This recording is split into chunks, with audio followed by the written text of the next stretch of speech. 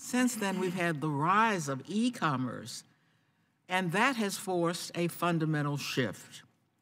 Consumers now expect that anything can be delivered to their doorstep in a few days, sometimes a few hours.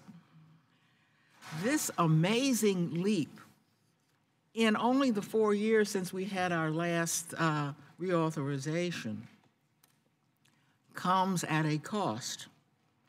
Without appropriate planning for last mile infrastructure, we run the risk of not only congestion, which is clearly a major problem that we have discussed in this committee, but total gridlock in urban areas where 80% of the American people now live.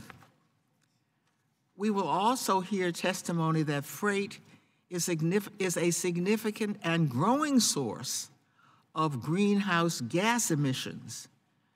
The freight sector will emit 535 million metric tons of carbon dioxide emissions in just 1 year, 2020, a figure that is expected to grow annually unless we take some very serious steps to reverse that trend.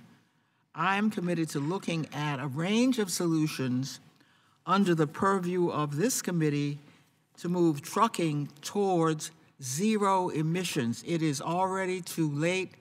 That is not a goal that is too steep to make. We will also hear on a topic that I've long championed, strong support for intermodal and multimodal investments. We understand while federal programs are currently stovepiped since the beginning of this committee, and that's because of the unique funding streams for different modes. But we certainly can do more to provide flexible ways for our state and local partners to invest in their most pressing freight supply chain needs, regardless of mode, and to support seamless transitions between modes.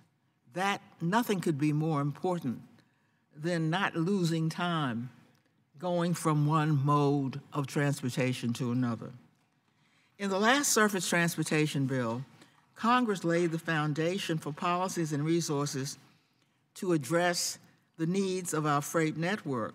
Today, as needs are rapidly evolving, we must not be constrained by the transportation network we have. This is the transportation network we have had since the very beginning. But rather, we have to explore and evaluate policies that will develop the network we need for the future. This hearing is the first step to support the committee in doing that work. Again, I thank our witnesses, and I'm pleased to ask Mr. Davis, first I ask unanimous consent that the chair be authorized to declare recesses during today's hearing. Without objection, so ordered. I also ask unanimous consent that members not on the subcommittee be permitted to sit with the subcommittee at today's hearing and ask questions without objection.